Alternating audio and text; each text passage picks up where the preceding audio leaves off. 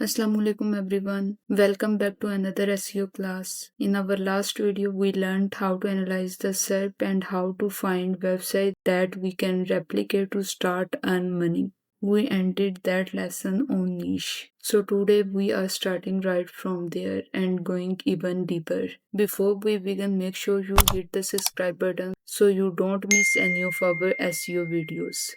Let's start. A niche is divided into three types: macro, micro, and nano. Let's understand each one in simple words. Macro niche means a broader niche, something that covers many topics. For example, study abroad. It includes countries, scholarships, admissions, and many things. Micro niche is more specific. For example, scholarship in Turkey for Pakistani students. Here we focus only on Turkey country, not all countries. So this is micro niche. Nano niche is super targeted.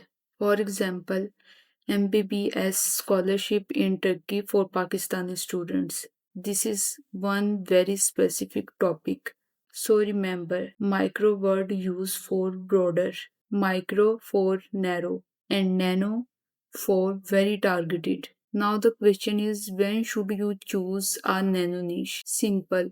Only when you are sure people are searching for it and there is real earning potential. Let's come back to the website we checked earlier. Was it macro, micro, or nano?